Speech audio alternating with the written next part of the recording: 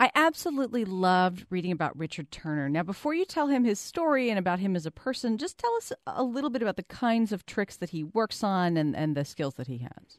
Yeah, well, Richard Turner is a card mechanic, which is he specializes in cheating at cards, gambling sleights. Mm-hmm. He's not actually a cheat. He doesn't actually do anything illegal, but he's probably the world's best, or certainly one of the best experts when it comes to the sleight of hand techniques that you would use to cheat at, say, poker. And that includes things like false shuffles, dealing from the bottom of the deck or the middle of the deck, beating the cut, stacking the deck. And there's sleights that conform to the protocols of card games that you would play at like a casino. And the amazing thing about Turner is, he can do absolutely incredible things with cards. Like you can tell him exactly any number of cards and he can just reach over and cut off that many cards. He can do 2 decks at once. He can do perfect shuffles with one hand. His fake deals are literally the best I've ever seen. And he's blind. The crazy thing about it is he's completely blind, and he does it all by touch, by feel. And he's sort of developed this very, very sensitive sense of touch and tactile ability. He's so good that the U.S. Playing Card Company, the world's largest manufacturer of cards, has hired him as their touch analyst, which means they send him decks of cards, and he essentially does quality control. He feels that he can tell if the paper is a little thicker than, or the cards are cut, with a dull blade or whatnot. Yeah, well, what's astonishing is that he can tell the weight of things, and you mentioned, he can tell if there was a dull blade used. And you, in working with him, got curious about his abilities and what they say about the way the brain wires itself.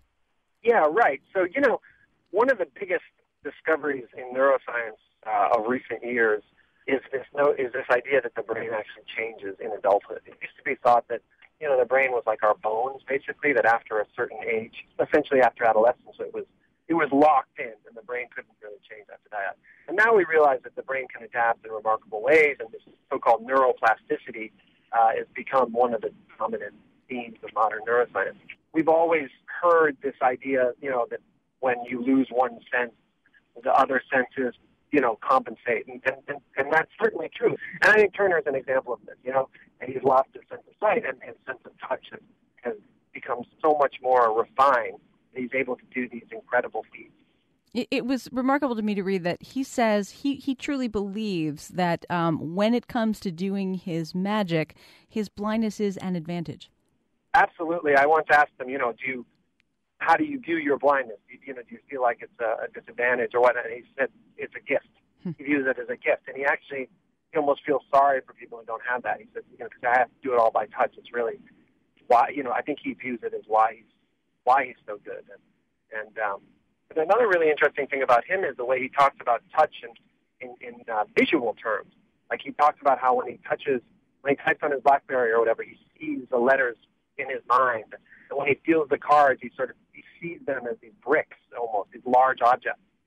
And that has this very interesting corollary in neuroscience because fairly recently they started to look at, the brains of blind people when they execute, say, tactile tasks like reading Braille or touching some grating or whatever.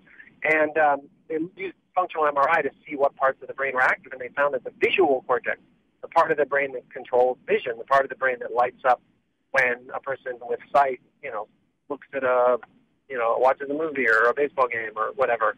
And that's striking because it suggests that somehow they're seeing with their fingers, that the part of the brain that controls vision has somehow been retasked to control and process tactile sensations. And this is a form of plasticity that really wasn't believed to be possible. It's known as cross-modal plasticity. It's one brain region taking over for another.